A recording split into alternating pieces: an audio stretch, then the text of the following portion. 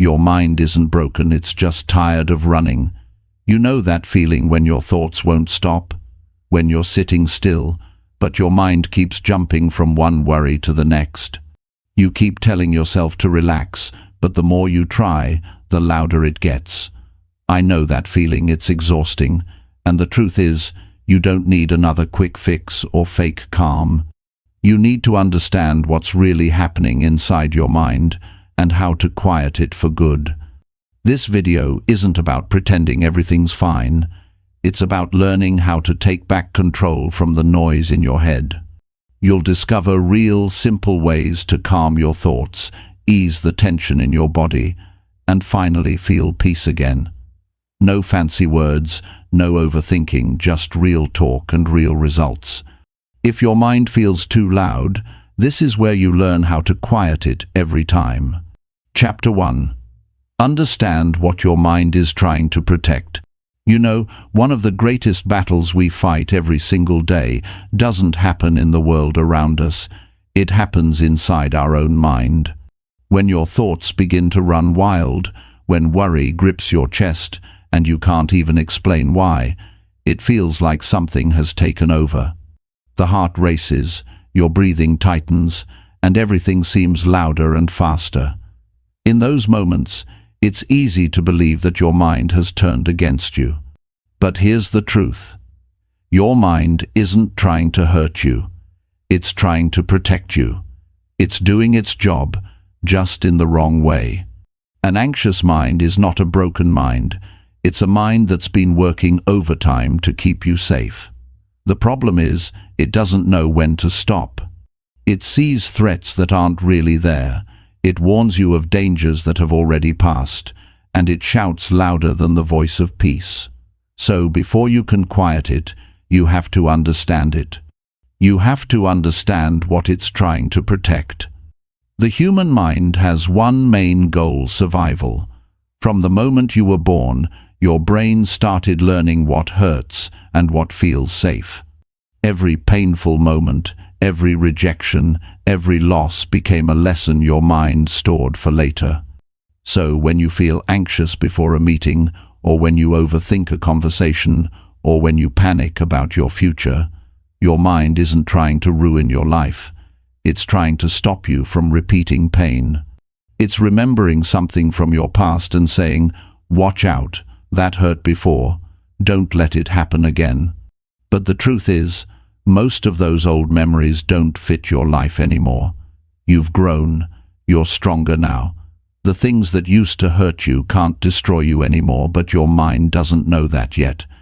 It's still protecting the child you used to be, not the adult you've become. So you have to teach it. You have to teach your mind that not every raised voice means danger. Not every unknown future means failure. Not every mistake means you're worthless. When anxiety hits, instead of saying, "What's wrong with me?" try asking, "What is my mind trying to protect right now?" That simple question changes everything. Because now, instead of fighting your anxiety, you're listening to it. You're turning confusion into understanding. Maybe your mind is trying to protect you from embarrassment because long ago you were laughed at. Maybe it's trying to protect you from loss because you've been left before. Maybe it's trying to protect you from failure because you were punished for it once. Once you see what your anxiety is guarding, you can talk to it with reason. You might say to yourself, "I understand why you're afraid, but this is not that same situation. I can handle this." When you do that, your mind begins to relax. Because anxiety is like a guard that never got the message that the war is over. It's standing at the gate, armed and alert, waiting for an attack that isn't coming. Once you tell it the truth, it starts to lower its weapon. Most people try to quiet their anxious mind by forcing it to stop. They distract themselves, they push their thoughts away, they fight to think positive. But fighting your anxiety only makes it stronger. The real power comes from understanding. The more you try to silence it without listening, the louder it becomes. The more you ignore it, the harder it pushes back. But when you turn toward it with curiosity, when you say, "I see you, I understand why you're here," it begins to soften. You can start small. The next time your mind starts racing, pause, feel your feet on the ground, take a slow breath in and out. Then ask, "What are you trying to warn me about?" Don't judge the answer, just listen. You might hear, "I don't want to look foolish," or "I'm afraid they'll leave me," or "I don't want to fail again." And then gently respond, "Thank you for trying to protect me, but I'm safe right now." You'd be amazed how much power that simple moment of awareness can bring. The goal isn't to erase anxiety completely. It's to understand it so well that it loses its grip on you. Anxiety only controls what you refuse to understand. Once you see it clearly, it can't scare you the same way anymore. That's why self-awareness is not just an idea, it's survival for the soul. Many people think strength means never feeling fear, never feeling anxious. But that's not strength. True strength is noticing your anxiety, understanding its message, and choosing calm anyway. It's saying, "I see my mind trying to protect me, but I don't need that protection right now." That's how you regain control, not by suppressing your emotions, but by mastering them. Think about how many times your anxiety has tried to stop you from doing something new, starting a business, speaking in public, asking for what you deserve. Every time it whispers, "What if you fail?" But anxiety doesn't know the difference between real danger and imagined risk. It uses the same alarm bell for both. So if you wait until you feel no fear, you'll never move.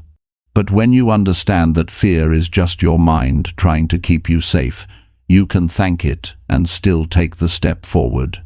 There's a quiet kind of power that comes from understanding your mind instead of fearing it. You stop reacting and start responding.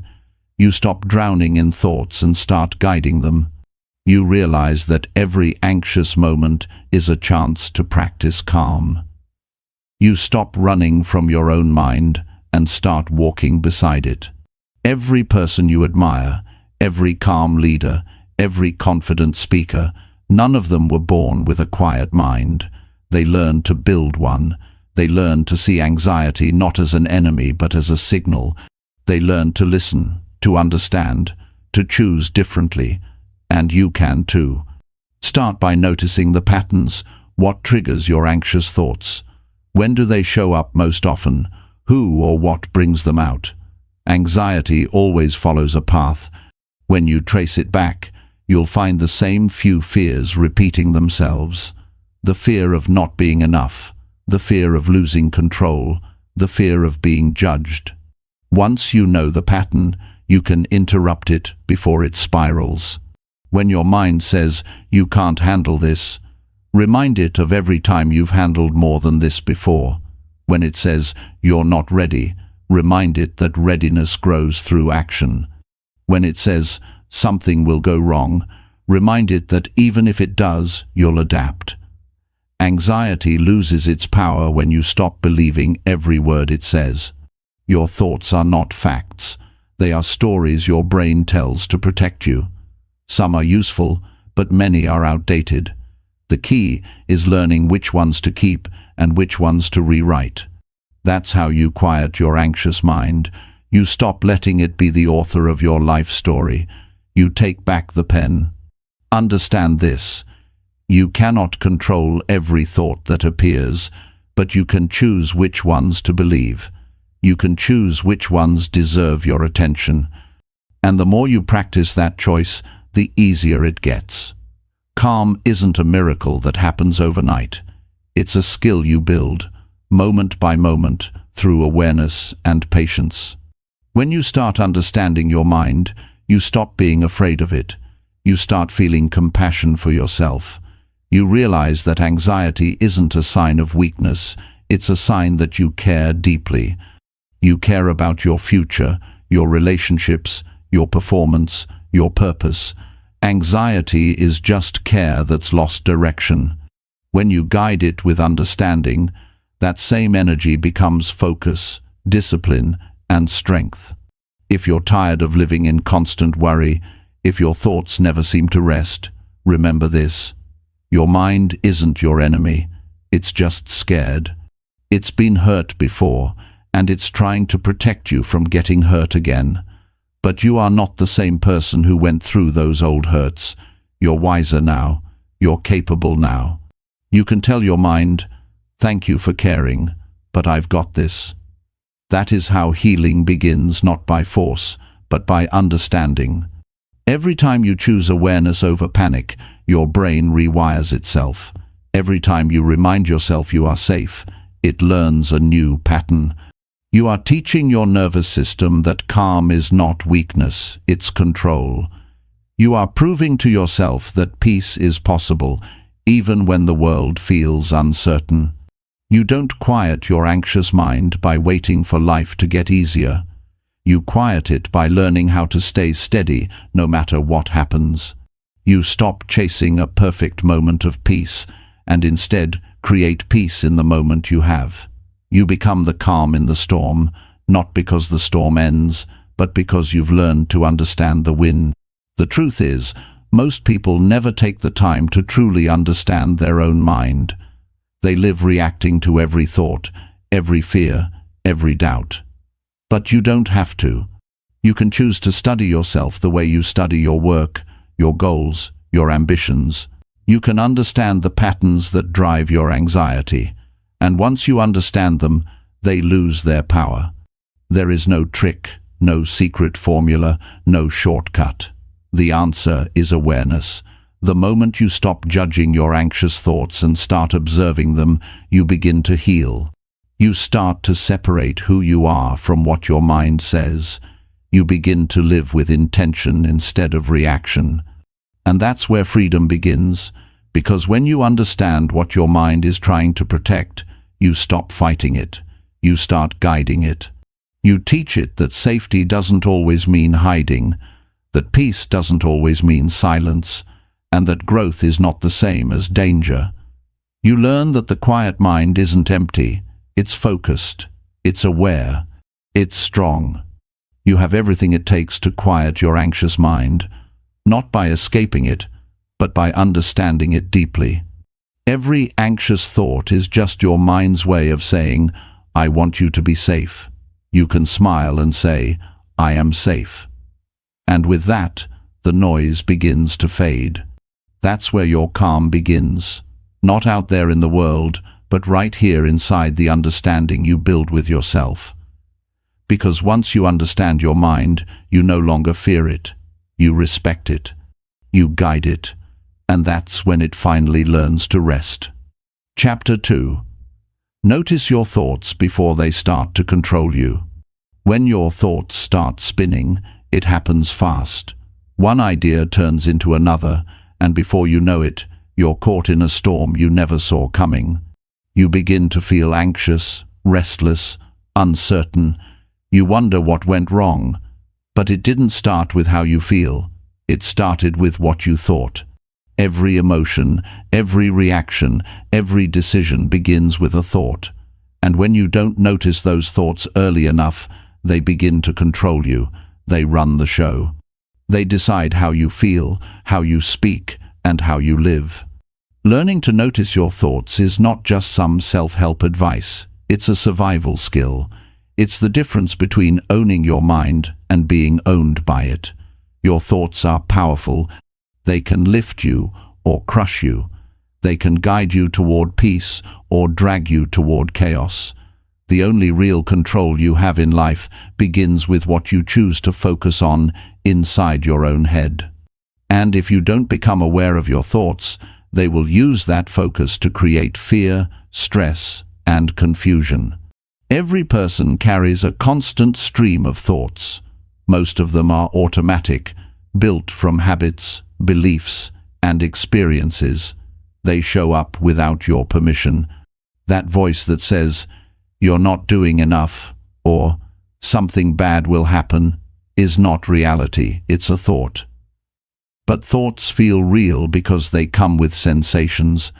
When you believe a stressful thought, your body reacts, your heart beats faster, your muscles tighten, and your breathing shortens.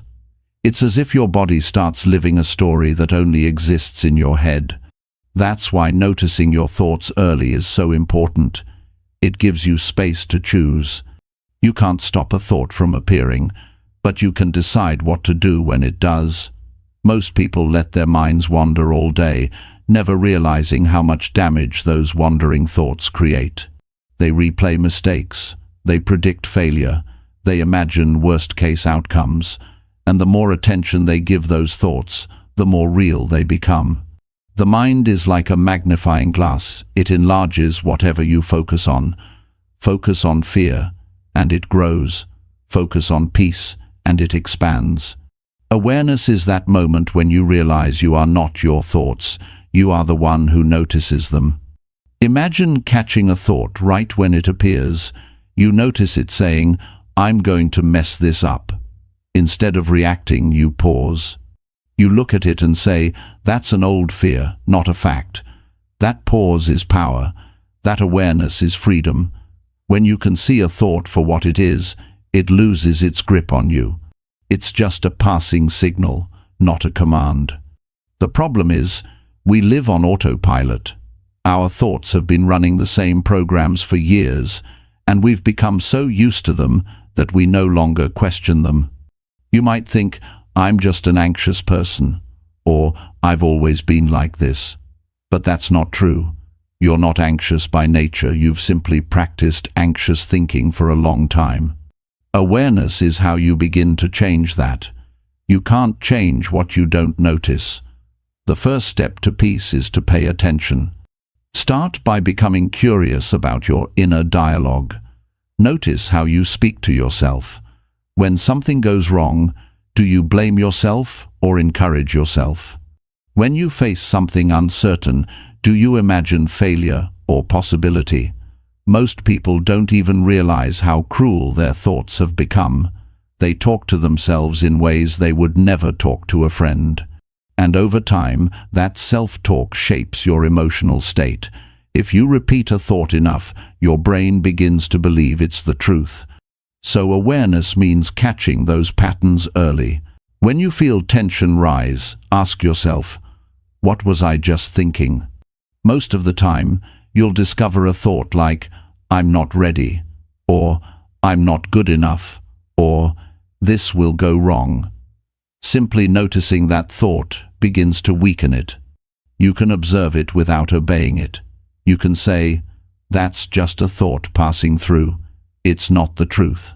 Every time you do that, you take a small step away from fear and a small step toward calm. You can practice this awareness anywhere, in the car, at work, while washing dishes. Just notice what your mind is saying. You might be surprised by how often it predicts failure or replays old pain. You might hear it worrying about things that haven't even happened. The goal is not to stop it, it's to notice it without getting lost in it. The moment you notice a thought, you're no longer trapped inside it. You've stepped outside and become the observer. There's a kind of peace that comes from observing instead of reacting. You start to realize that most of your anxiety isn't caused by life, it's caused by your thinking about life. The problem isn't always what's happening around you, it's what's happening inside you. Two people can experience the same situation. One feels calm, the other feels panic because of what they tell themselves about it. Your thoughts create your experience. To quiet your anxious mind, you must become a watcher of your thoughts. You must learn to pause before reacting, to question before believing. When a thought says, "I'll never get through this," ask, "Is that true?" When a thought says, "People will judge me," ask, "Can I really know that?" When a thought says, "This is too much," remind yourself, "I've handled more before." The more you question your thoughts, the less they control you. Awareness grows with repetition. At first, you'll only notice your thoughts after they've already taken over. You'll catch yourself in the middle of worry, realizing you've been lost in it for minutes or hours. That's okay. The goal isn't perfection, it's progress. The more you practice, the faster you'll catch it next time. Soon, you'll start noticing thoughts right as they appear. You'll see them rise like waves, and instead of drowning in them, you'll let them pass. This awareness transforms how you experience anxiety. Instead of saying, "I am anxious," you'll start saying, "I am noticing anxious thoughts." That one small change separates who you are from what you think. It reminds you that thoughts are temporary. They come and go, but you remain. You are the constant behind them. When you stop identifying with every thought, you begin to take back control. You realize you can choose which ones to believe and which ones to ignore. You can choose thoughts that empower you instead of those that weaken you. You can choose calm over chaos, patience over panic. Awareness gives you that choice. Every time you notice a thought, label it gently. That's fear. That's doubt. That's self-criticism. Don't fight it. Just name it. Naming creates distance. Once you see it clearly, it loses its power to control you. You can even thank it. "Thank you, mind, for trying to keep me safe, but I'm okay right now." This small act teaches your brain that not every thought deserves a reaction. Over time, your awareness will grow so sharp that you can feel a thought forming before it fully arrives. You'll sense the early signs, the quick breath, the tight chest, the restless energy, and you'll know your mind is about to spin a story. That's your cue to pause, breathe, return to the present moment. Remind yourself, "I can handle this thought without letting it handle me." When you live without awareness, your thoughts decide for you. They decide when you panic, when you doubt, when you freeze. But when you live with awareness, you decide. You can feel fear without letting it rule your next move. You can feel uncertainty without losing your center. That's how peace begins, not by erasing all thoughts, but by understanding them before they take control. Human psychology tells us that thoughts create emotions, and emotions drive behavior. If you change what you notice, you change how you feel, and that changes how you live. Awareness breaks the chain between thought and reaction. It gives you time to respond wisely instead of impulsively. That single second between thought and action is where your freedom lives. People often say they want peace of mind. What they really need is awareness of mind. Because once you can see your thoughts clearly, peace naturally follows. You don't have to chase it, it's already there beneath the noise. You just have to stop being dragged by every story your mind tells. This awareness also builds emotional strength. The more you observe your thoughts, the more confidence you gain in your ability to handle them. You stop fearing anxiety because you understand it. You realize you can witness a thought without falling apart. That realization changes everything. You stop running from discomfort. You stop trying to fix every feeling. You just stay present, steady, aware. You might think awareness sounds simple, but it takes practice. The mind loves movement. It doesn't like stillness. It wants to jump ahead, to solve, to compare, to judge. But you can train it. Start by taking short moments of awareness throughout your day. When you feel tension rising, stop and ask, "What am I thinking right now?" That question interrupts the automatic cycle. It brings you back to now. Awareness doesn't mean silence, it means clarity. You'll still have thoughts, but they won't dominate you. You'll still have fears, but they won't define you. You'll still have challenges, but they won't overwhelm you. Awareness doesn't erase difficulty, it gives you strength to face it. When you begin noticing your thoughts early, something amazing happens. You start to feel lighter. Your mind becomes less crowded. You realize most of what worried you was never real in the first place. You start enjoying the present moment more because you're not constantly lost in the future or past. You begin to see beauty in simple things again. A calm morning, a quiet breath, a clear sky. Awareness brings you home to yourself. Remember this truth. Your thoughts will always try to lead, but you don't have to follow. You are not the voice in your head. You are the one who hears it. The sooner you notice that voice, the sooner you can decide whether to listen. Awareness is not a skill you practice once. It's a way of living. It's how you take back your life, one thought at a time. Every peaceful person you've ever met has learned this. They still have thoughts. They still have doubts, but they notice them quickly. They know how to see the wave coming before it hits. That's why they stay calm in chaos. They don't get pulled under. They've trained their awareness like a muscle, and that strength gives them freedom. You can do the same. It begins with one small step. Notice your thoughts before they start to control you. When they whisper fear, you listen but don't obey. When they shout worry, you breathe and stay present. When they tell you you're not enough, you remind yourself you always were. And each time you do that, the noise inside quiets a little more. That's how you build peace. Not by trying to stop your mind, but by understanding it before it takes over. Awareness is your anchor. The more you notice, the freer you become. And the day you truly see your thoughts for what they are, temporary, fleeting, harmless, you'll feel something you may not have felt in years. Calm that lasts. Chapter 3. Accept the feeling instead of fighting it endlessly. There comes a moment when you have to stop running from what you feel. You can only push so long before exhaustion takes over. Anxiety grows when you resist it, when you try to crush it or hide from it. The more you fight an emotion, the stronger it becomes. The harder you push it away, the louder it screams for attention. What if the real solution isn't in fighting your feelings, but in allowing them to exist? What if peace begins the moment you stop trying to win a battle that never needed to be fought? Every anxious person has been taught to avoid discomfort.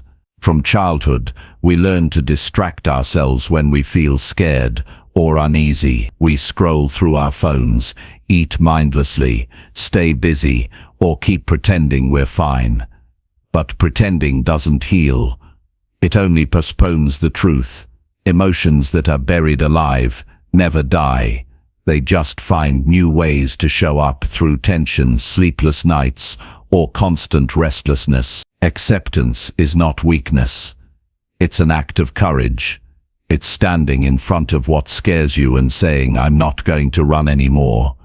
When anxiety rises, it feels like your body has betrayed you. Your chest tightens, your stomach knots, and your thoughts start spinning faster than you can control.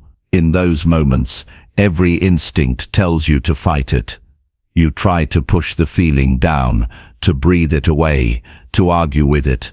But the truth is, you can't think your way out of anxiety. You can only feel your way through it. Acceptance doesn't mean you like it.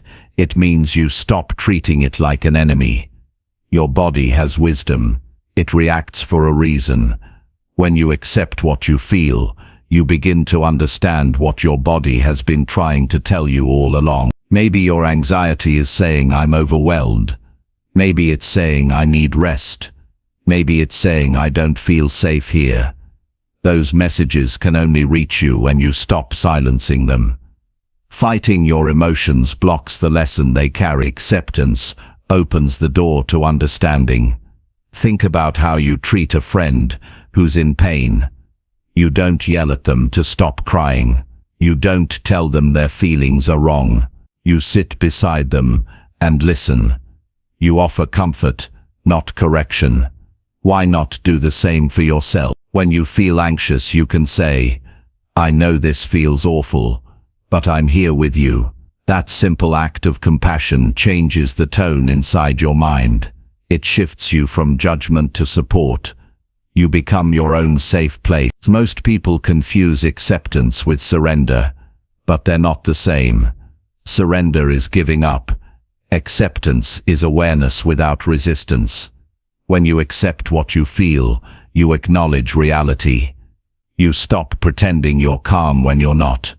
You stop faking strength and start showing honesty. That honesty gives you power, because truth always does.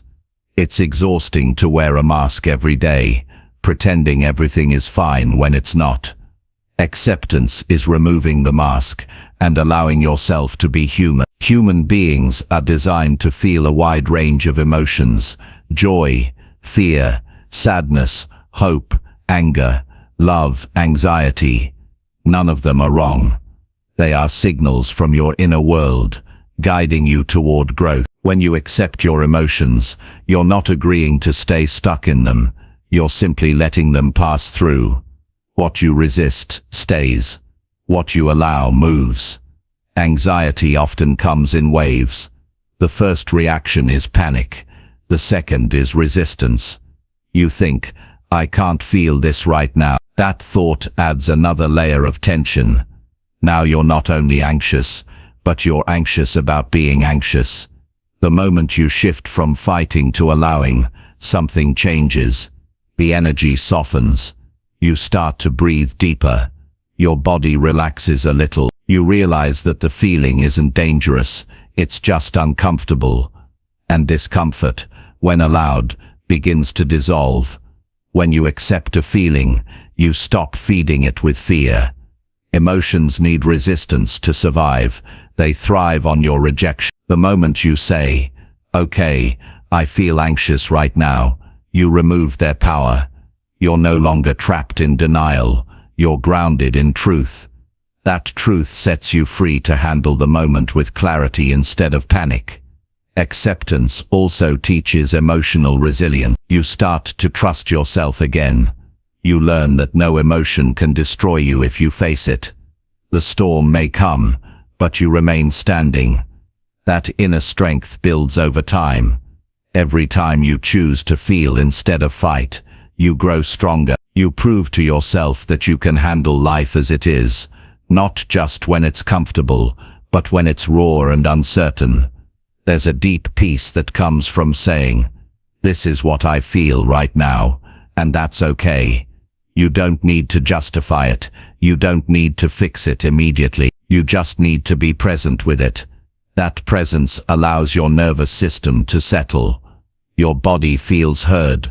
Your mind feels understood.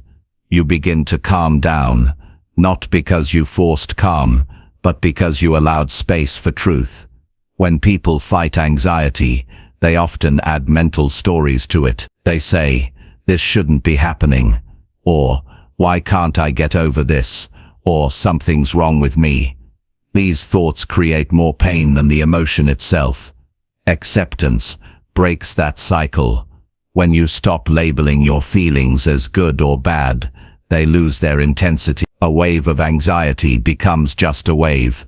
It rises, it falls, and it passes. You don't have to build a story around it. To practice acceptance, you must stay grounded in your senses.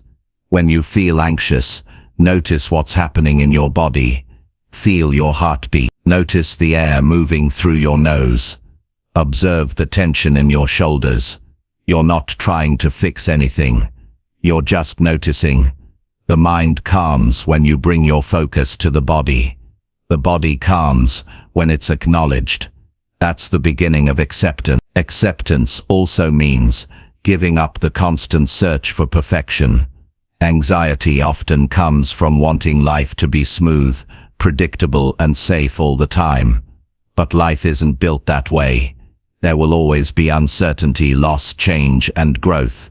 Fighting that truth only adds more tension. Accepting it creates peace. You realize that calm doesn't mean the absence of problems. It means the presence of understanding. Every time you allow a feeling, you build emotional maturity. You no longer depend on external things to make you feel better. You realize you have everything you need to soothe yourself. You become your own caretaker instead of your own critic. That shift is powerful. It turns you from a victim of your emotions into the master of your response. Sometimes acceptance looks quiet. You may sit in your room feeling the discomfort move through your body and do nothing about it. That stillness is not weakness, it's awareness in action. It's you saying, I'm willing to sit with what is, without trying to escape it. Over time, that practice rewires your nervous system. Your brain learns that feelings are safe to experience. Your anxiety no longer triggers full panic. It becomes manageable energy that passes naturally. The hardest part of acceptance is patience. You can't rush emotions. They move at their own pace. But if you keep meeting them with resistance, they stay longer. Acceptance speeds up healing by removing friction. When you stop demanding that the feeling leave, it leaves on its own. That's the paradox. When you stop forcing peace, peace arrives. There's beauty in allowing yourself to be imperfect. You don't have to have it all together. You don't have to smile when you don't feel like it. You don't have to hide your anxiety to seem strong. True strength is quiet honesty. It's saying, I'm not okay right now, but I know I will be. That truth carries dignity. It turns vulnerability into power. When you start practicing acceptance, you may notice emotions surface that you've ignored for years. Grief, shame, anger, fear. Don't be afraid of them. They've been waiting for your attention. They show up because they finally feel safe enough to be seen. Let them speak. Listen. Feel them fully. They will go once they've been acknowledged. Every emotion you face brings more light into your awareness. In time, you'll notice that acceptance doesn't just quiet anxiety. It deepens your entire experience of life. You start feeling more present, more alive. You appreciate moments of calm more deeply because you've learned to sit with discomfort. You stop judging yourself for being human. You stop measuring your worth by how perfectly you handle pain. You realize that peace is not found by escaping emotions, but by embracing them fully. Acceptance transforms fear into understanding. It turns panic into patience. It turns self-blame into compassion. The more you practice it, the more natural it becomes. One day you'll feel a familiar wave of anxiety rise, and instead of tensing up, you'll take a breath and say, it's okay, I know this feeling, I can handle it. That's the moment you know you've changed, not because anxiety disappeared, but because it no longer defines your life. The truth is, life will always bring moments that stir emotion. Uncertainty, loss, change, love. You can't stop the waves, but you can stop fighting them. You can learn to float with trust instead of thrashing with fear. Acceptance isn't the end of emotion. It's the beginning of peace. It's the quiet realization that what you feel is part of being alive, and that life in all its complexity is still worth embracing. So the next time anxiety shows up, don't ask how to get rid of it. Ask what it needs you to understand. Sit with it. Breathe with it. Let it stay for a while if it needs to. You'll find that when you stop running, it stops chasing. You'll see that what once felt unbearable becomes manageable. You'll experience that calm doesn't come from control. It comes from acceptance. And as you practice this, something changes deep within you. You begin to trust yourself again. You stop fearing your emotions because you know they won't break you. You stop pretending to be strong because you realize true strength is openness. You begin to move through life with grace instead of resistance. You become steady, even in uncertainty. You become at peace, not because everything is easy, but because you finally understand. You don't need to fight every feeling. You just need to accept it, allow it, and let it pass. That's when you finally discover what peace feels like. Not the peace that hides from pain, but the peace that walks through it and comes out strong. That's how you quiet your anxious mind, not by silencing it, but by listening with patience, accepting what it feels, and remembering that every emotion, no matter how heavy, is just a visitor passing through. Chapter 4. Question the stories your anxiety keeps repeating daily. Every anxious mind tells stories. They sound like facts, but they're not. They sound convincing because they're repeated over and over until you believe them. The anxious mind becomes a storyteller that never rests. It says things like, "You're not good enough, something bad will happen, or you can't handle this." And because those thoughts come dressed as truth, you rarely question them. They become your reality. But what if you stopped for a moment and asked, is this story actually true? What if most of what anxiety tells you is simply a lie you've listened to for too long? Anxiety doesn't just create feelings, it creates narratives. It builds patterns of thought that sound reasonable but are built on fear. Every time you face uncertainty, your mind reaches into its library of memories and finds the worst possible chapter. It says, "Remember when you failed before," or "Remember when they left." It strings together past pain and future worry into a story that keeps you small. That's what anxiety does. It writes scripts that make safety seem like staying the same. It wants you to avoid risk, to avoid embarrassment, to avoid discomfort. It disguises fear as logic. Most people live inside these anxious stories without realizing it. They build their choices, habits, and relationships around beliefs that were never examined. They avoid opportunities, not because they're incapable, but because their mind repeats, "You'll mess it up." They stay silent when they should speak, because anxiety whispers, "You'll say the wrong thing." They keep replaying the same fears every day until those fears start to feel like facts. Awareness begins when you stop accepting every story your anxiety tells and start asking better questions. When anxiety speaks, pause. Don't fight it. Just observe what it's saying. Write it down if you need to. You might notice patterns, different situations, same storyline. It might be, "People don't really like me," or "I'll never succeed," or "I always make mistakes." Once you see the pattern, you can begin to challenge it.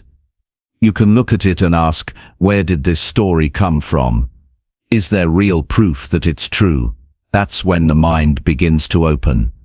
Anxiety thrives on unchallenged thought. It loves certainty, the kind of certainty that keeps you afraid. But truth can only appear when you question. When you question an anxious thought, you interrupt the pattern. You create a pause between fear and belief. That pause is where your strength lives. Because now, instead of being controlled by the story, you're analyzing it. You're saying, "Hold on. I'm not sure that's accurate." That's not denial. It's awareness. You might notice that your anxious stories always sound familiar. They use the same tone, the same words, the same warning. That's because anxiety doesn't create new stories. It just replays old ones. It's like a broken record in your mind that has learned only one song. It doesn't care if it's true. It only cares if it keeps you alert. The problem is that constant alertness becomes your normal. You start waking up every day already bracing for something to go wrong. You live in a constant state of what if. But here's the truth. Most of what anxiety predicts never happens. Studies show that nearly all the things people worry about never come true. Yet the brain doesn't stop, because it's not looking for truth, it's looking for safety. So if fear keeps you alert, your brain thinks it's doing its job. But you can retrain it. You can teach it that questioning fear is safer than obeying it. When an anxious thought arises, imagine asking it like a curious friend, "Can you show me proof of that?" The anxious mind often goes silent in that moment because it has no real evidence. It works through repetition, not truth. For example, if you think, "I'll fail this presentation," you can pause and ask, "Have I failed every presentation before? Have I succeeded before? What's different now?" That small mental dialogue begins to weaken anxiety's authority. You're taking back the role of the narrator. Another powerful question is, who taught me this story? Often the roots of anxiety come from past experiences or influences, parents who worried excessively, teachers who criticized, moments where you felt unseen or rejected. Those moments planted beliefs that became stories. I must be perfect. I'm not safe if people are upset. I can't handle mistakes. But those beliefs are outdated. They were formed when you didn't know better. As an adult, you can rewrite them. You can say, that may have been true once, but it's not true now. That statement creates emotional distance. It allows growth where fear once ruled. The stories anxiety tells often sound like predictions. They start with what if and end in disaster. What if they laugh? What if I lose everything? What if I never feel better? Those questions feel endless. But you can replace them with more empowering ones. Instead of what if I fail, ask, what if I succeed? Instead of what if something goes wrong, ask, what if things go right? The goal isn't to deny risk, it's to remind your brain that positive outcomes are also possible. The anxious mind forgets that. You must remind it. Questioning anxiety also means separating facts from interpretations. Anxiety takes neutral events and gives them dramatic meaning. A text that goes unanswered becomes their ignoring. The coworker's quiet mood becomes their angry with me. You create entire stories based on assumptions. The moment you catch yourself doing that, pause and ask, what else could this mean? That question opens perspective. It shows that your version of the story isn't the only one. That's how you begin to free yourself from emotional overreaction. When you question your anxious stories, something incredible happens. You start noticing reality more clearly. You see that life isn't as hostile as your mind suggests. You see that most people aren't judging you. They're too busy thinking about their own lives. You see that setbacks aren't proof of failure. They're part of learning. The world becomes less threatening when you stop letting anxiety define. The anxious mind is creative. It builds stories with vivid detail. It imagines scenarios with full emotion, so they feel real. That's why your body reacts as if danger is happening right now. But if you slow down, you can tell the difference between imagination and reality. You can say, this is just my mind creating a story. That recognition alone starts to break the cycle. The story loses its emotional power when you see it for what it is. A thought, not a fact. You can even use your awareness as an experiment. Write down your most common anxious predictions for a week. Then at the end of that week, check which ones actually happened. You'll likely find that almost none of them came true. Seeing that pattern builds trust in reality and weakens your reliance on fear. Over time, your brain learns that these stories aren't useful. They're outdated habits that can be replaced with more accurate thinking. Challenging anxious stories also means learning to tolerate uncertainty. The anxious mind craves control. It wants clear answers, guaranteed outcomes, and perfect safety. When it doesn't get them, it invents stories to fill the gap. That's why you assume the worst. It gives you the illusion of preparation, but you can't control life through worry. The only thing you can control is your response. When you accept uncertainty as a normal part of life, you take away anxiety's favorite weapon. You no longer need stories to feel safe.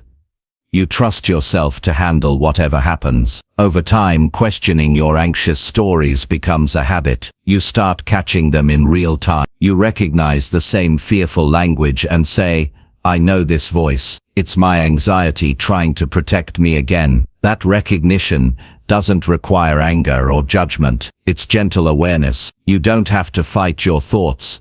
You just have to stop believing them automatically. When you no longer believe every anxious story, your mind begins to quiet down naturally. The key is consistency. You can't challenge anxiety once and expect silence forever. You must keep questioning, keep observing, keep replacing fear with truth. The brain learns through repetition, and every time you question a fearful thought, you're training it to think differently. Eventually, the stories lose their emotional punch. They may still appear, but they won't hold the same weight. You'll recognize them as old scripts, not current reality. It's also important to speak truth to yourself out loud. The anxious mind is loud, and sometimes you need to meet it with clarity. Say, "I hear this thought, but it's not true." Say, "I don't have to believe everything my mind says." The voice of truth grows stronger every time you use it. You're building a new internal dialogue that values calm over chaos, presence over panic, logic over fear. Questioning your anxious stories doesn't mean erasing them. It means outgrowing them. You start realizing that anxiety is just a habit of thinking, not a definition of who you are. You were not born with those fearful beliefs. You learned them, which means you can unlearn them. You can rewrite every story anxiety ever told you, replacing fear with trust, self-doubt with evidence, panic with perspective. Eventually, you'll see that the stories anxiety tells are never about the present. They're always about the past or the future. They replay old wounds or predict new ones. But the present moment, the one you're living right now, is usually peaceful. When you bring your awareness back to the present, anxiety loses its stage. You can't rewrite a story that doesn't exist here and now. The freedom you seek doesn't come from controlling every thought. It comes from questioning them with honesty. You begin to trust your own judgment again. You start to feel lighter, more in control, more grounded. You realize that you don't have to believe every story just because your mind tells it. Some stories are just echoes. Some are shadows of old fear. You can thank them for their intention to keep you safe and still choose a new one. Every time you question a fearful thought, you choose truth over illusion. You reclaim power from a mind that's been trying to protect you in all the wrong ways. You begin to live from awareness instead of reaction. That's the beginning of real peace. That's the moment when you stop being a character in your anxious story and start becoming the author of your life again. And as you keep practicing this day by day, moment by moment, you'll see your anxiety lose its influence. The stories will still appear, but they'll pass through like clouds in the sky. You won't chase them, you won't hide from them. You'll simply see them and let them go, because now you know the truth. Your anxiety is not the narrator of your life. And the story you choose to tell yourself can change everything. Chapter 5. Practice being still until your body feels safe again. There comes a point when the mind has spoken enough, when thoughts have circled so many times that no new answer can be found, when anxiety has worn you down to the point that even thinking feels heavy. That's the moment when stillness becomes medicine. Not the kind of stillness that means doing nothing out of fear, but the stillness that says, I'm going to stop running for a moment and let my body remember that it's safe. An anxious mind often makes the body believe it's in danger even when life is calm. The heart races, the shoulders rise, and the breath becomes shallow. You might be sitting on your couch, but your body is acting as if it's facing a wild storm. That's what anxiety does. It confuses thought with threat. It convinces your body that the danger is real because your attention keeps feeding it. The only way to break that loop is to pause long enough for the body to realize there's no danger here right now. Stillness is not easy at first. The moment you slow down, the noise inside grows louder. You start to notice every sensation, every thought, every uncomfortable feeling that you've been avoiding. It feels like sitting in a room full of echoes, but if you stay, if you breathe through that discomfort, you'll discover something powerful. Your body begins to trust you again. You've stopped fighting it. You've stopped trying to outthink it. You're finally giving it permission to rest. The body remembers everything you've been through. Every time you were scared, every time you felt unsafe, every time you had to stay strong when you wanted to fall apart. It holds those moments in your muscles, in your breath, in your posture. So when anxiety shows up, your body isn't overreacting, it's remembering. That's why stillness is so healing. It gives the body a chance to release what it's been holding. It teaches your nervous system that it doesn't have to be on guard all the time. When you practice being still, start simple. Sit down somewhere quiet. Put your hand on your chest and notice your breathing. You don't have to force it or control it, just watch it. Feel the air moving in and out. Feel your heart beating under your hand. Remind yourself, I am safe in this moment. The mind may keep trying to pull you away, whispering worries or replaying old memories. Each time it does, gently bring your attention back to the feeling of your hand, your breath, your body sitting here and now. That's how you retrain the mind to return to the present. Stillness isn't the absence of movement, it's the presence of awareness. You may still have thoughts, but you're no longer chasing them. You're watching them float by like waves instead of getting carried away. This is how the body begins to feel safety again, when it realizes it doesn't need to react to every thought the mind creates. In our world, we're taught that doing more means being better. We move from one task to another, filling every quiet moment with noise. But constant motion keeps your nervous system in survival mode. The body never gets a chance to reset. Stillness is how you remind it that it doesn't have to fight all the time.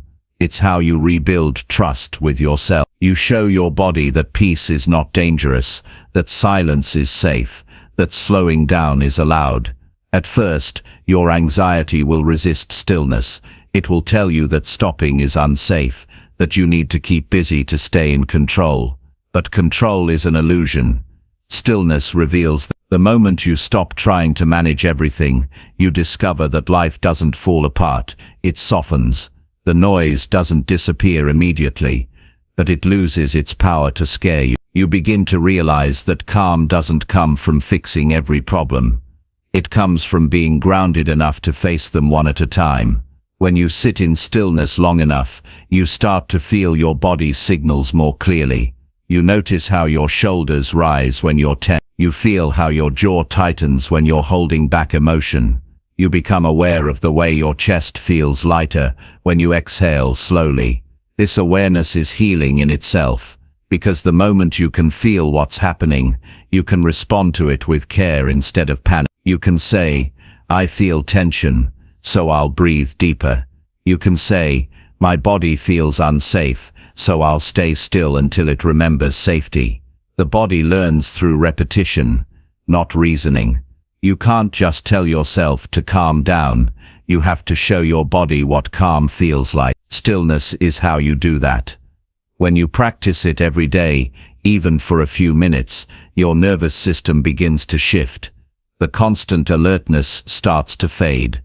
The muscles loosen. The breath deepens.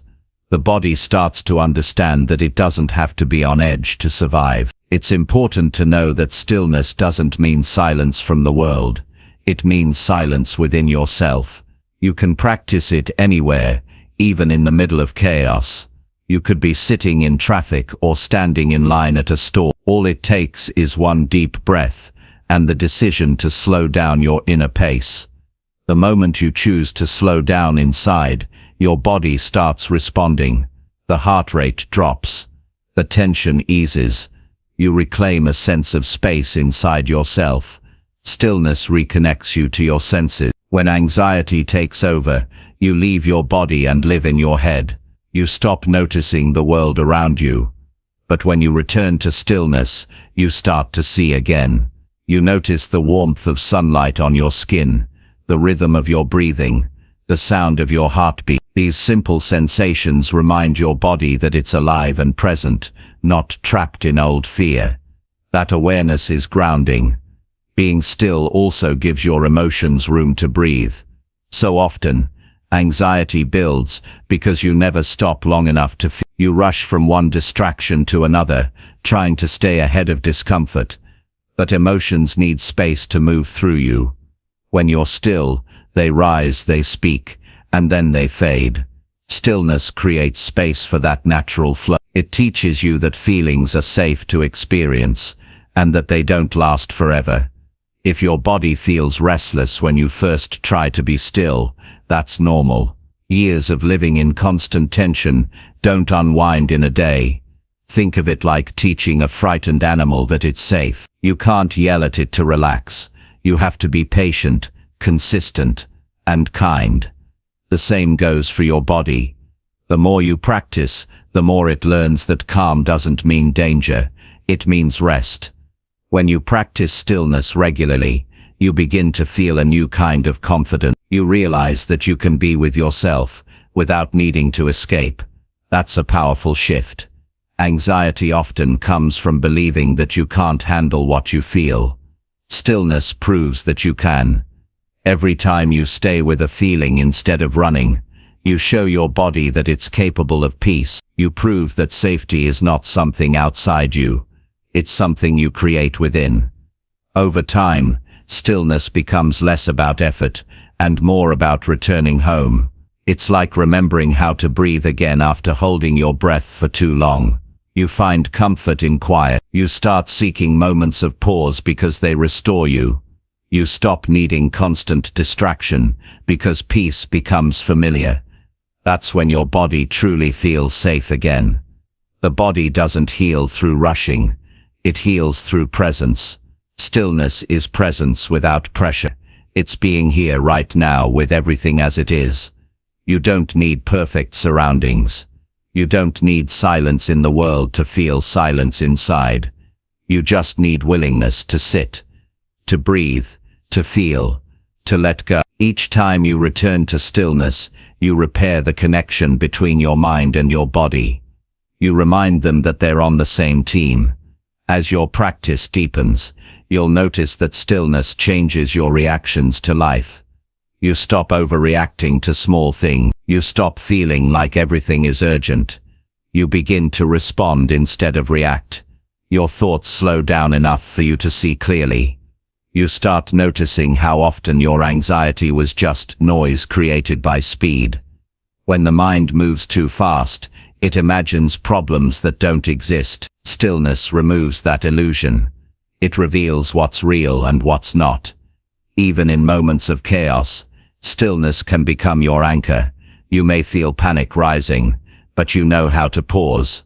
You take one breath and remind your body, we are safe right now. That single act shifts everything. The storm may still be there, but you're no longer being pulled by it. You're standing firm in awareness. That's the quiet strength that stillness builds. Unshakable calm in the middle of uncertainty. In time, the practice of stillness becomes something you look forward to. It's not a task, it's a reunion. A reunion with peace, with presence, with yourself. You start to notice that you don't crave escape anymore because you've made peace with being where you are. You no longer seek calm in external things, you find it inside. And when your body feels that safety consistently, anxiety has nowhere to live. It fades not because you forced it out, but because you stopped feeding it fear. There will still be days when anxiety visits. Stillness doesn't eliminate life's challenges, but it changes your relationship to them. Instead of reacting with panic, you respond with patience. You sit, you breathe, you wait. You know the feeling will pass, and you trust that you can handle it. That trust is what heals your nervous system over time. It's what transforms your anxiety into awareness. Stillness doesn't ask you to be perfect. It asks you to be present, to meet yourself with understanding, to slow down enough to hear what your body has been trying to say. I'm tired of fighting. I just want to rest. And when you listen, truly listen, something inside you begins to soften. The tension melts. The breath deepens. The heart feels lighter. You start to sense safety, not because the world has changed, but because you have. That's the real power of stillness. It brings you back to yourself, beneath the noise, beneath the worry, beneath the fear. There's a quiet presence that's always been there. Stillness helps you touch that place again. And once you feel it, you'll know that safety isn't something you have to chase. It's something you can return to anytime you choose to be still. Chapter 6. Replace constant thinking with small, grounded actions now. There's a moment in every anxious person's life when thinking becomes the very thing that keeps them stuck. You sit there, trying to find the perfect answer, trying to think your way into calm, and the more you think, the worse you feel. The mind becomes a machine that won't shut off. It spins around every possibility, every what if, every mistake that might happen, every word that might be said. It convinces you that if you think just a little harder, you'll find certainty. But you never do. Because anxiety feeds on thought. It needs constant analysis to survive. The more time you spend in your head, the less power you have in your life. You can't think your way out of overthinking. The only way to quiet that storm is through grounded action. Action pulls you out of your head and puts you back into the world.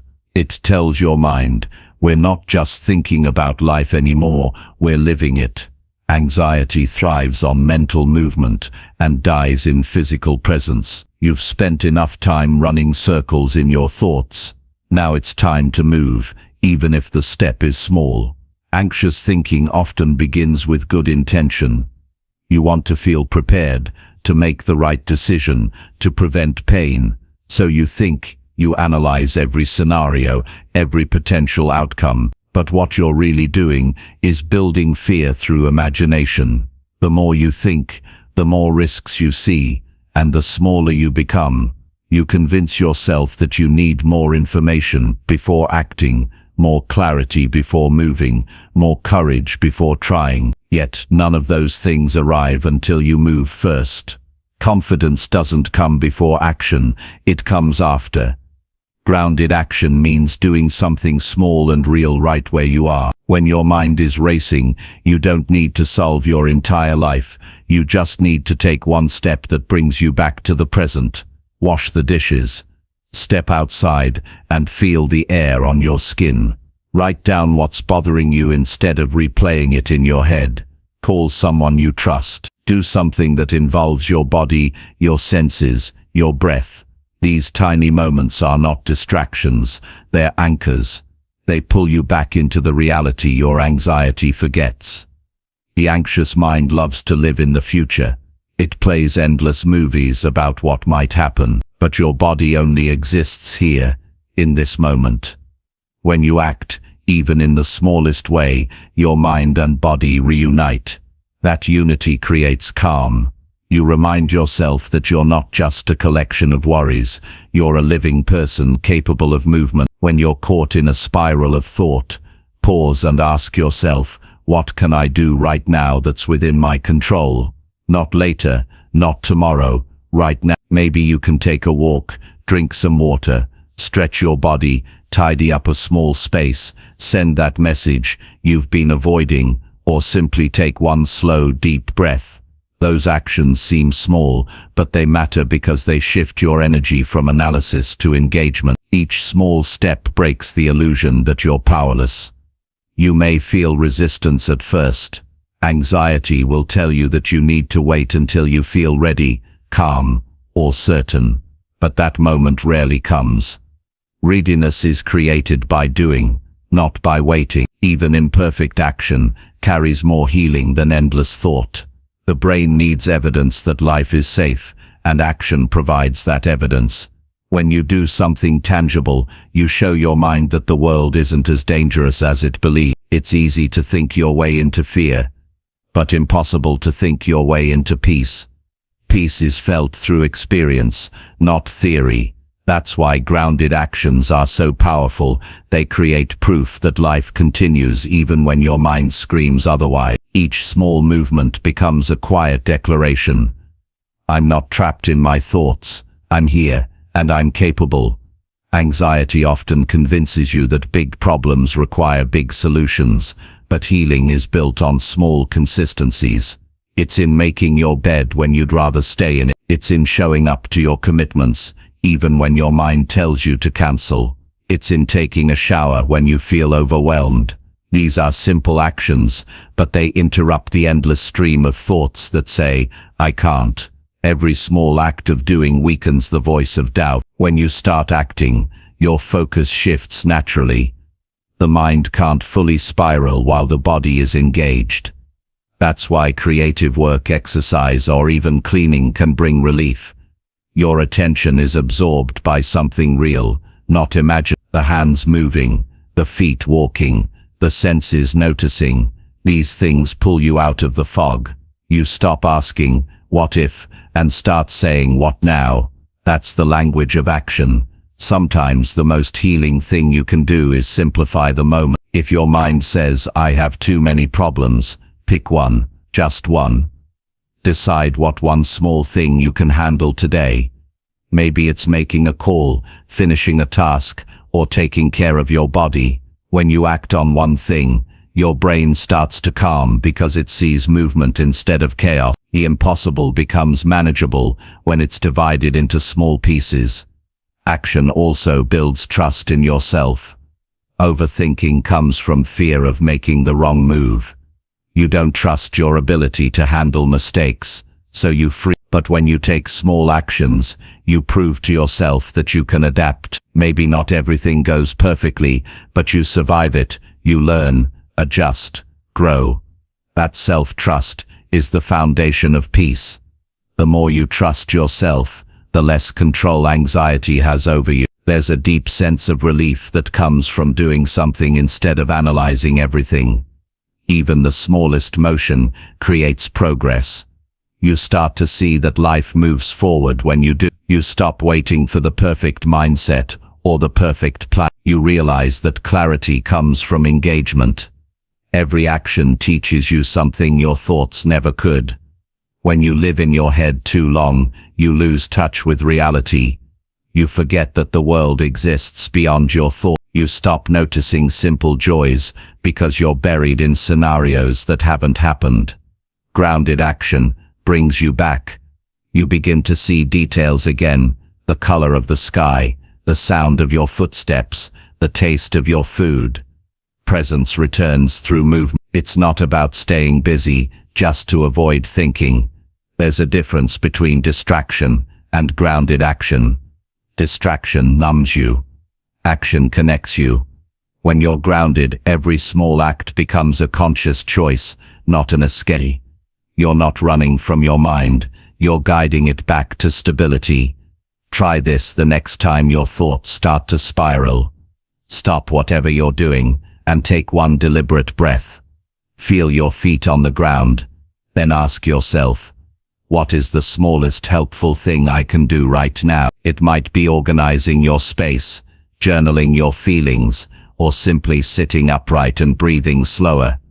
The act itself doesn't have to be significant. What matters is that it's real and present. Each time you do this, you interrupt the loop of worry. You'll notice that your energy changes when you act. The same body that felt heavy with anxiety begins to feel lighter. You gain a sense of control. Not because you fixed everything, but because you're no longer frozen. Movement creates momentum. You begin to see that calm isn't something you wait for, it's something you build. One action at a time. Overthinking often disguises itself as problem solving. The mind says, I just need to figure this out, but what it's really doing is avoiding discomfort. Grounded action exposes that avoidance. It forces you to meet reality instead of escaping into thoughts. Reality is simpler than your fears make it seem. Most of the time, life isn't asking for a perfect decision, it's asking for a next step. Action also reconnects you to purpose. Anxiety narrows your focus until all you see is the problem.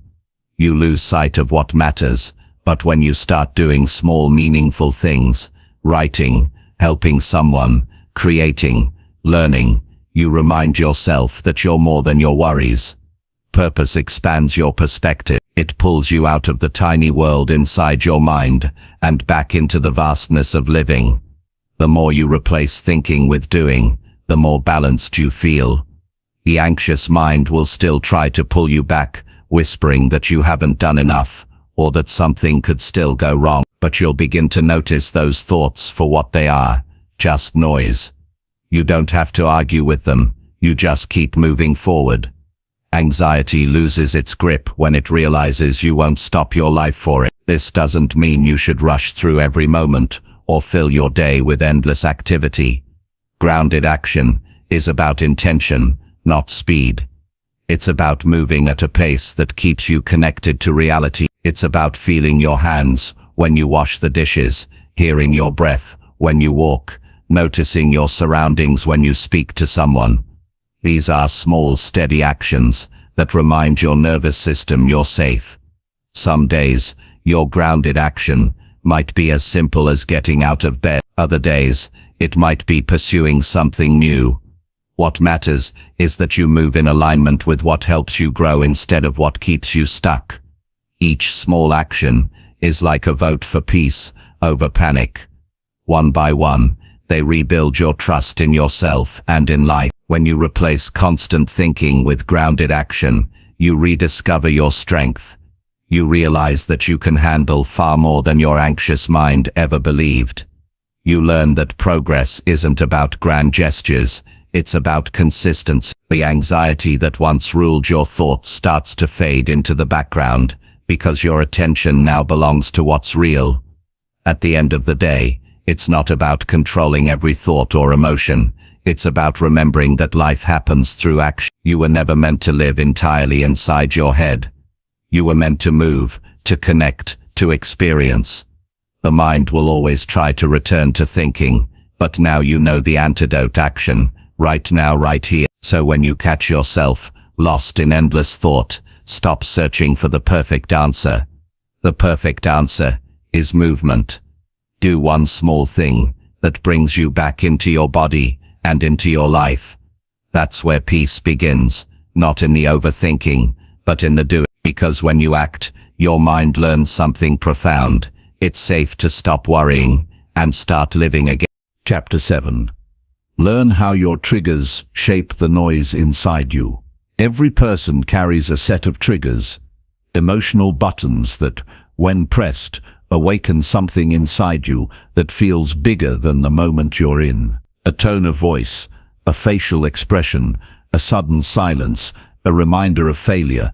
All these can turn a calm mind into a storm within seconds. Anxiety doesn't always come from nowhere. It's often a reaction to something familiar, something old, something unresolved. The noise you hear inside when you're anxious is not random. It's shaped by your past, by experiences that taught your body and mind what danger feels like. To quiet that noise, you have to understand what sets it off. A trigger is not weakness, it's information. It's your body trying to tell you, this feels like something that once hurt me. It doesn't always mean you're in real danger. It means a memory has been reawakened. The mind stores pain like a file marked "Remember this," and when something similar happens, it opens that file again, even if today's situation is completely different. That's why your reactions sometimes feel stronger than they should. You're not just responding to what's happening now, you're reacting to everything that moment reminds you of. The anxious noise inside you often follows patterns. You might notice it gets louder when you're criticized, when you're alone, when plans change, or when someone withdraws affection. These moments connect to old fears. Fear of rejection, fear of failure, fear of being powerless. They light up neural pathways that have been reinforced over time. But once you understand your triggers, you begin to separate the past from the present. You realize that not every uncomfortable feeling is a threat. Some are simply echoes. Start by observing your reactions instead of judging them. When anxiety spikes, pause and ask yourself, what just happened before this feeling rose? Maybe someone interrupted you. Maybe a noise startled you. Maybe you read a message that felt cold or unclear. Write it down. Patterns will start to appear. You'll notice that certain people, situations or topics stir up the same emotional wave. Awareness is the beginning of understanding. Once you can name your triggers, they lose some of their mystery. They become things you can work with, not forces that control you. Your body often senses a trigger before your mind does. The heart quickens, the stomach tightens, your breathing changes. These sensations are clues. They signal that something inside you has connected the present moment to a past discomfort. When you catch that feeling, don't rush to escape it. Stay with it long enough to see what it's trying to tell you. You might remember an old experience, a time you felt ignored, unsafe or unworthy. Those memories shape the noise inside you because they've never been given the chance to heal. Healing begins with acknowledgement. You can't change what you refuse to face. When you see your triggers clearly, you can talk to yourself with compassion instead of criticism. You can say, "This reaction makes sense. It comes from an old wound." That simple statement shifts you from self-judgment to self-awareness. You stop labeling yourself as broken and start seeing yourself as human. Triggers are not flaws, they're reminders of places where you once needed comfort but didn't receive it. Each trigger has a story attached to it. Maybe when you were younger, someone's anger meant danger. Maybe being ignored felt like abandonment. Maybe mistakes led to punishment instead of understanding. Your mind recorded those experiences and learned, this is what it feels like to be unsafe. Now, whenever life presents something similar, your body reacts as if it's happening again. That's why anxiety can feel so immediate and overwhelming. Your brain doesn't differentiate between memory and reality, it only recognizes the feeling. Understanding your triggers doesn't mean avoiding them.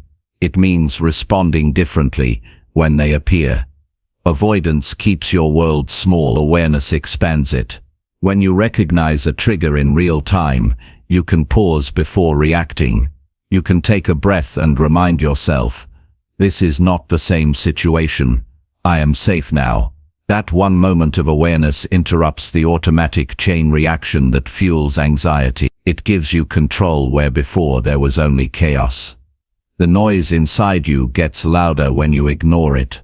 When you pretend not to be bothered, when you hide behind distractions, the triggers don't disappear.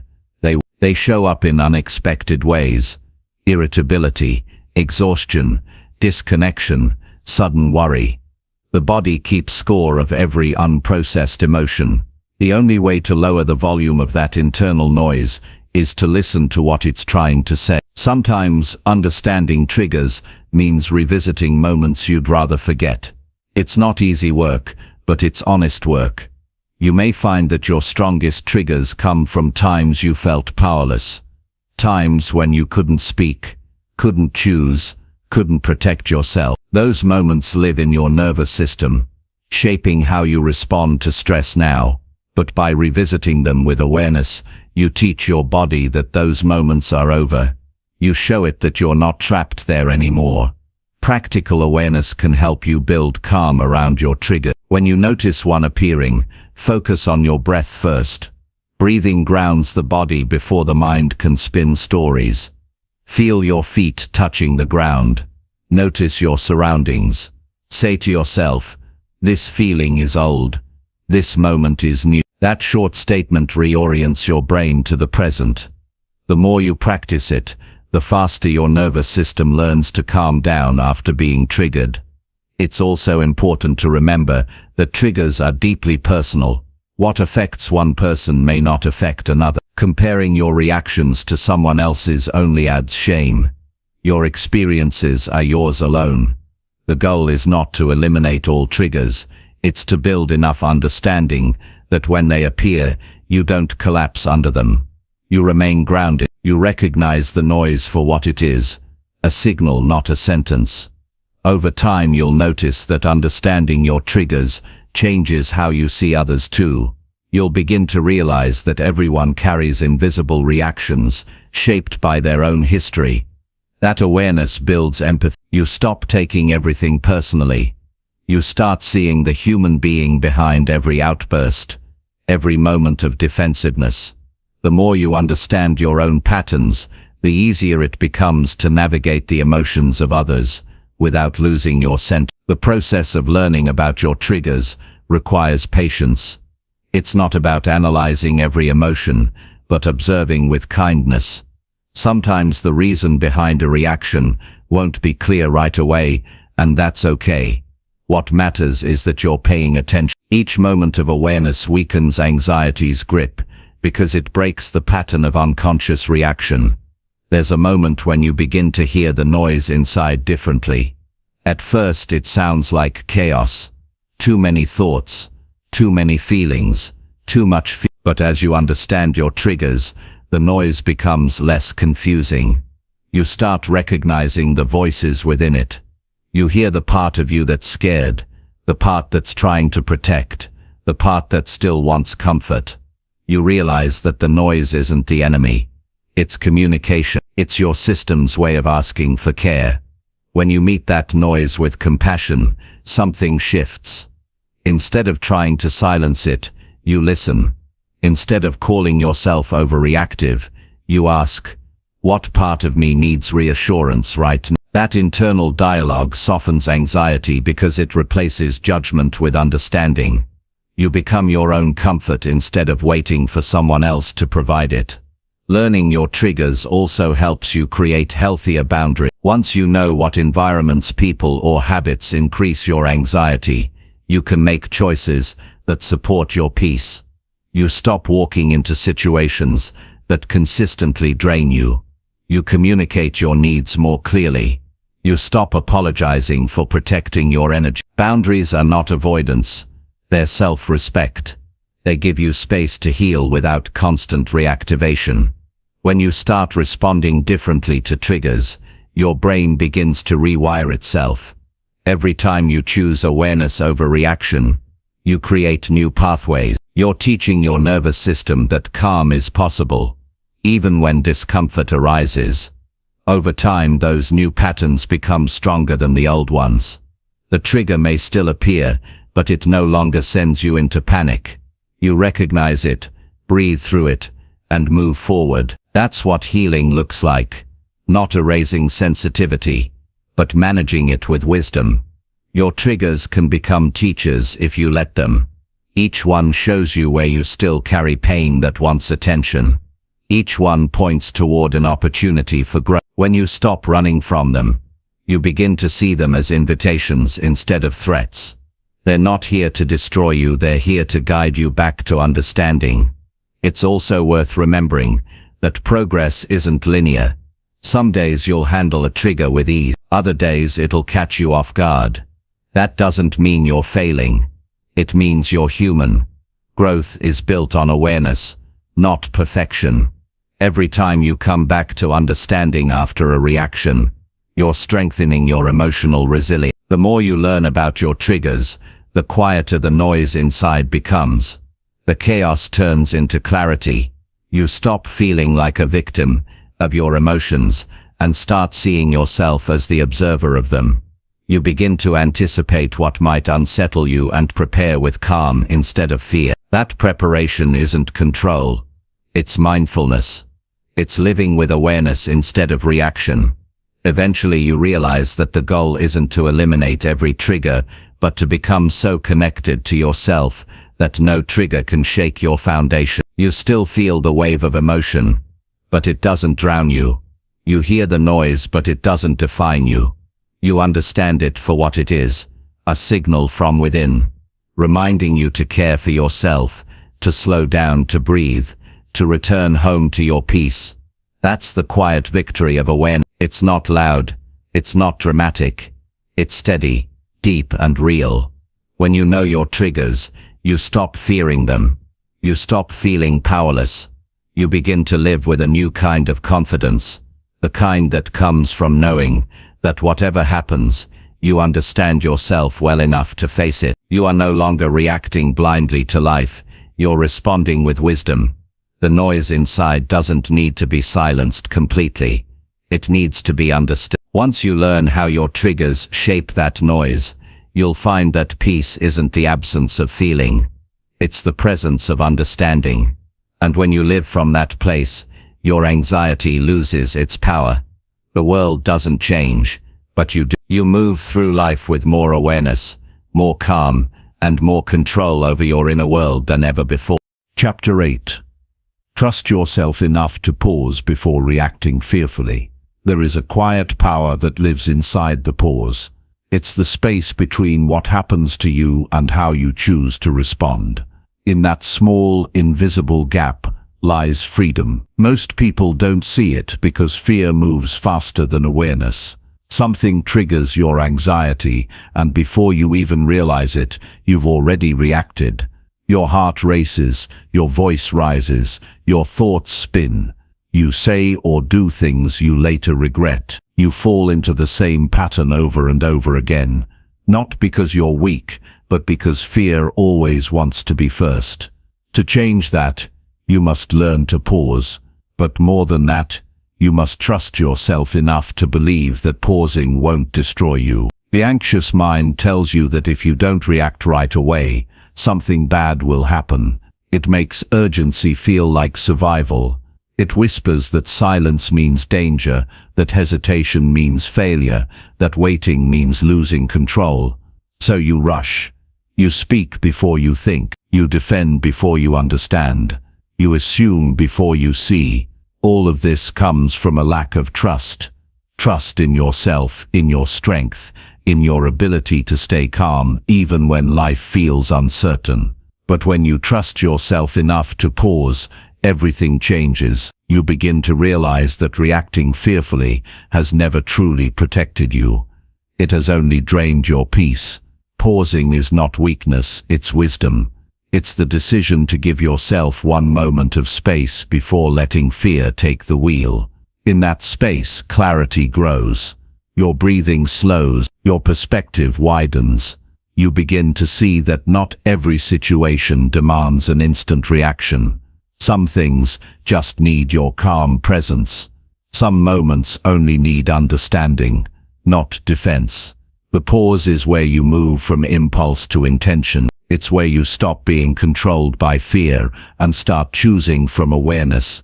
Trusting yourself enough to pause means believing that you can handle whatever feelings arise in that silence. Fear will try to convince you that if you don't act immediately, the discomfort will overwhelm you. But when you allow yourself to feel that discomfort fully, to breathe through it instead of running from it, you teach your body that fear doesn't have to be obeyed. You learn that emotion is energy, and it passes when you stop feeding it reaction. That's how calm is built, not by suppressing fear, but by sitting still long enough to let it lose its momentum. Think about the last time you reacted from fear. Maybe you sent a message too quickly, said something you didn't mean, avoided a conversation, or overthought a situation until it became unbearable. In the moment it felt necessary. Fear always makes its reaction seem urgent. But later, once your mind cleared, you saw things differently. You realized that the situation wasn't as dangerous or hopeless as it seemed. That's the difference between reaction and reflection, the difference between chaos and control. If you had paused just a little longer, you would have responded from reason, not panic. When you pause, you give yourself permission to see reality as it is, not as your fear imagines it. You might still feel anxiety in your chest, but now you can observe it instead of obeying it. You can say to yourself, I feel fear, but that doesn't mean I'm in danger. I can wait before I act. That statement is powerful because it puts you back in charge of your emotions. It reminds your nervous system that you're safe enough to stay still. Every time you do this, you build trust with yourself. You prove that you can experience fear without being consumed by it. Pausing is not about doing nothing. It's about doing the right thing at the right time.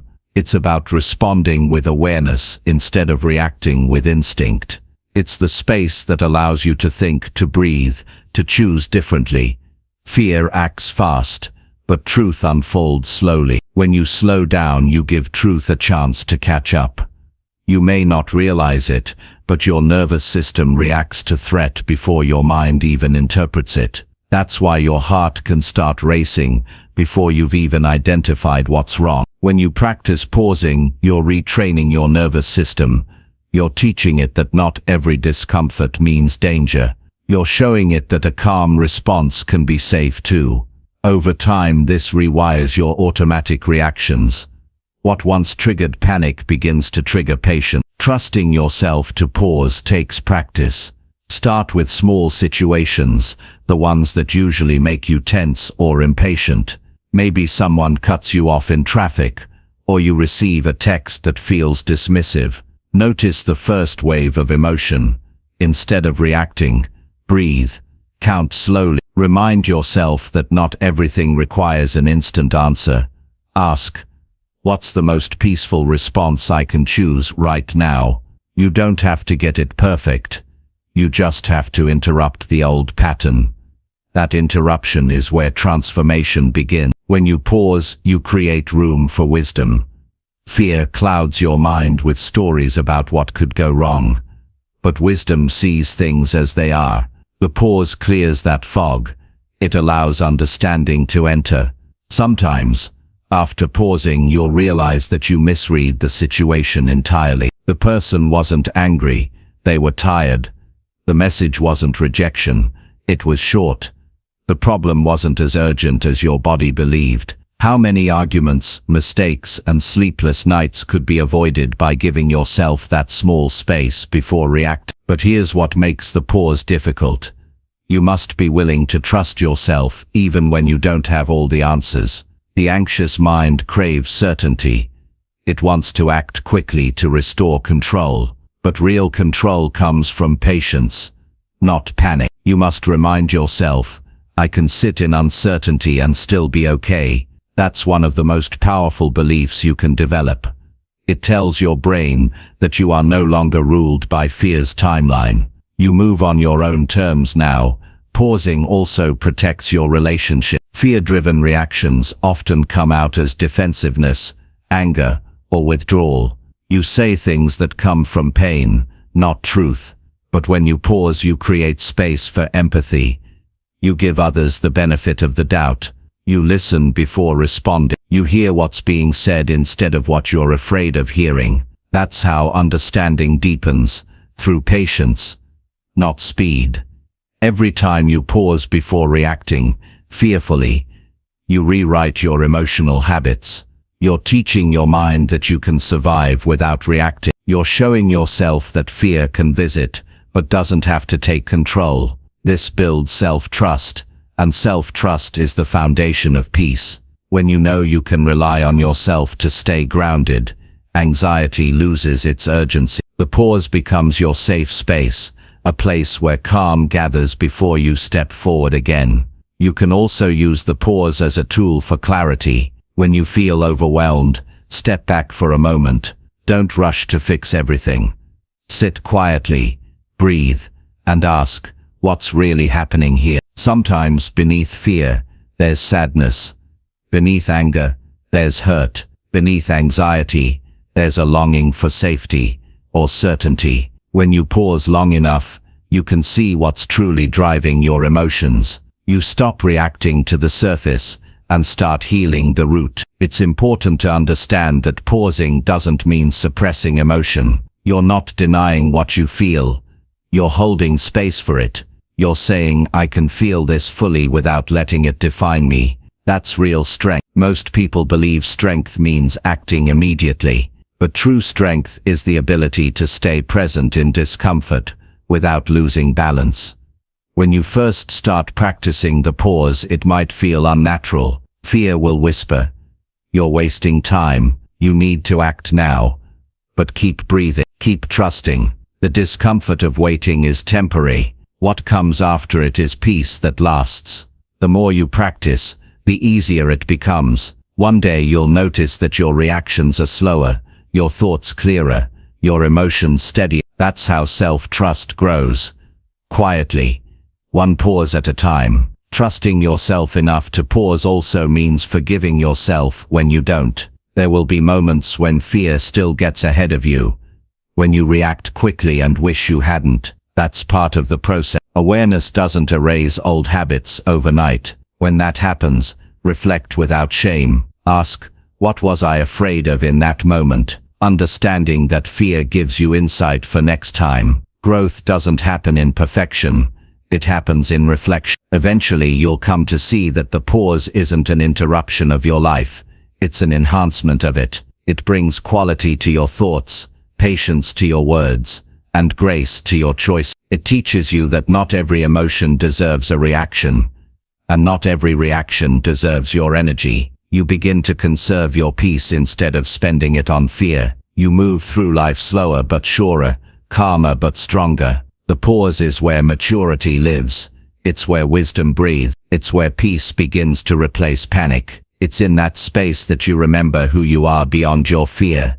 A person capable of strength, clarity and calm. When you trust yourself enough to pause, you're no longer running from fear. You're leading yourself through it. That's what true emotional mastery looks like. Each time you pause before reacting fearfully, you're not just calming one moment, you're reshaping your entire relationship with anxiety. You're proving to yourself that fear doesn't have to dictate your life anymore. You're creating space for better choices, healthier relationships, and a quieter mind. You're learning that peace isn't found in control. It's found in trust. The pause is your power.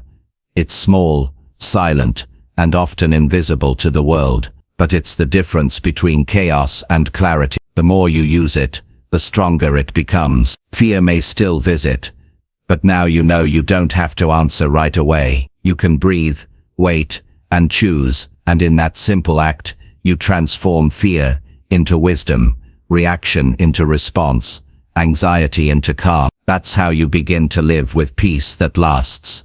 Not because life gets easier, but because you've learned to trust yourself in the moments that used to undo you. You pause, you breathe, you stay present, and you remember that you are stronger than any fearful. In that moment, you are free. Chapter 9.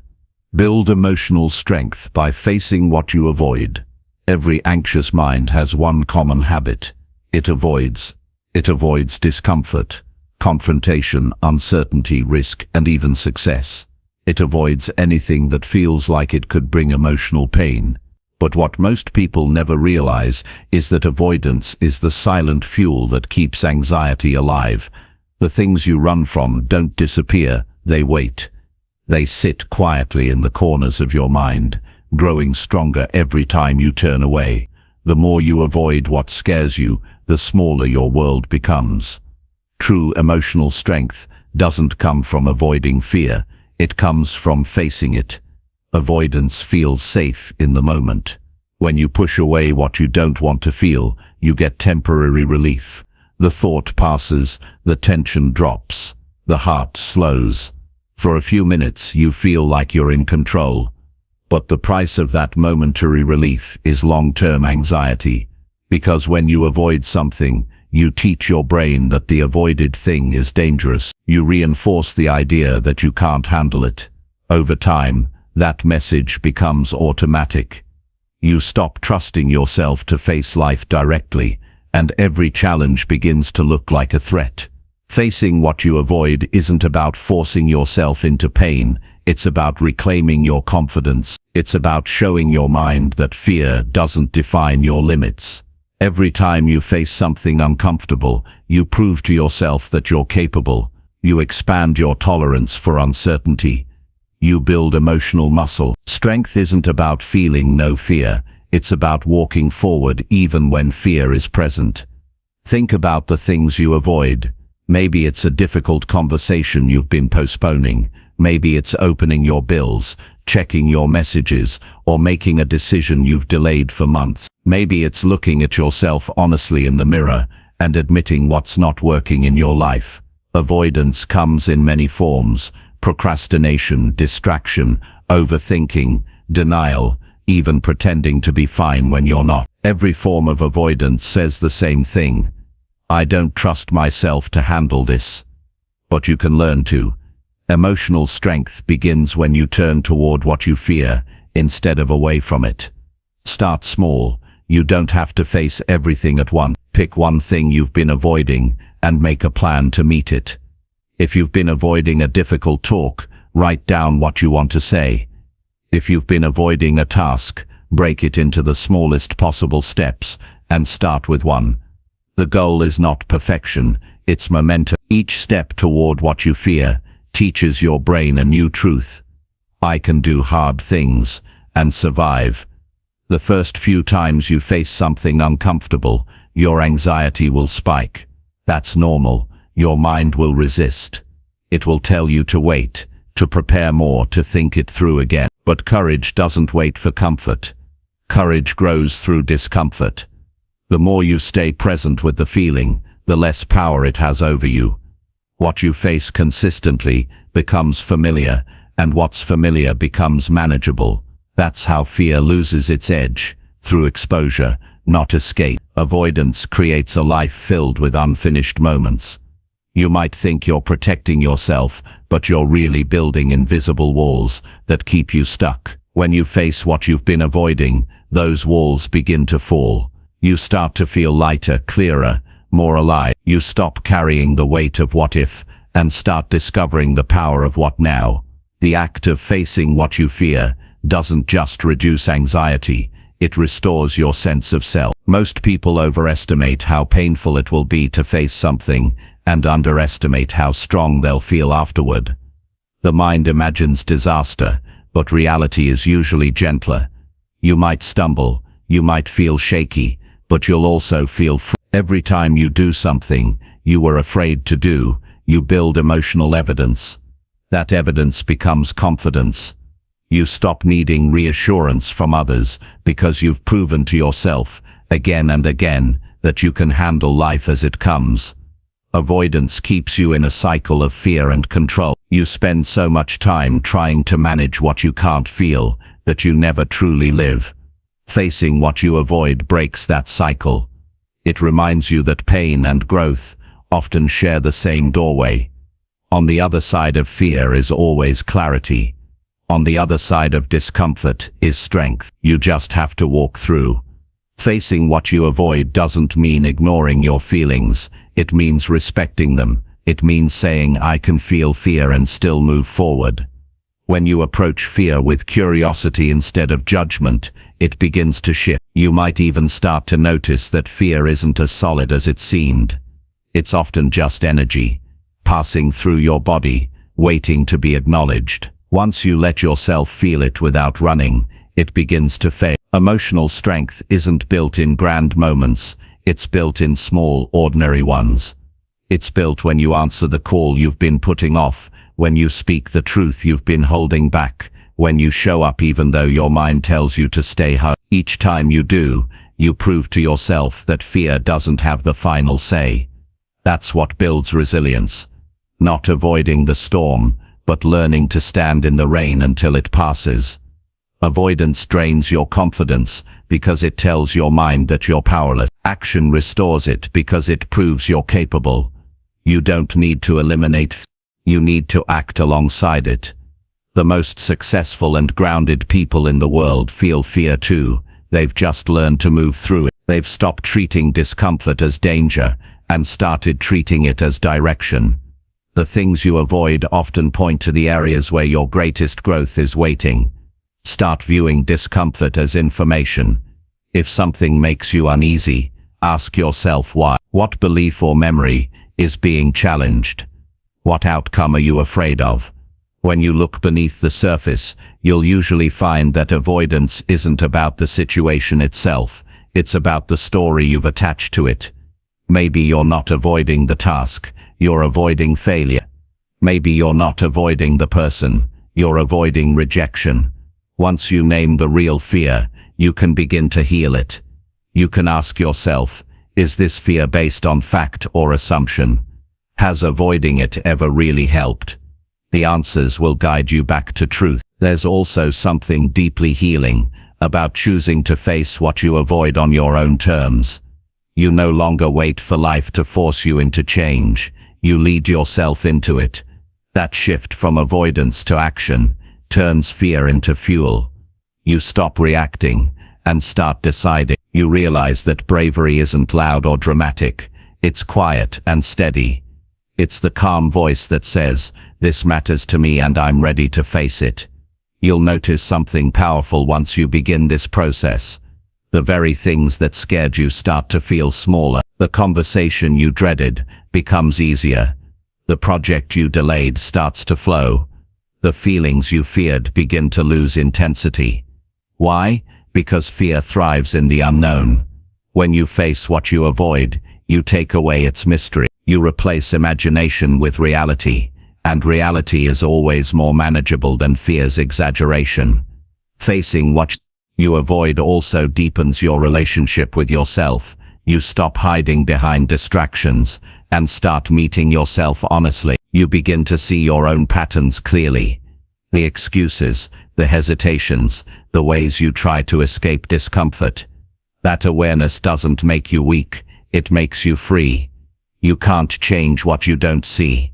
Facing yourself fully, without judgment, is one of the bravest things you'll ever do. As you grow stronger, you'll begin to notice that your definition of hard changes. What used to terrify you becomes normal. What used to drain you becomes manageable. That's the gift of facing fear. It transforms your limits. You stop being afraid of fear. You stop needing everything to be easy.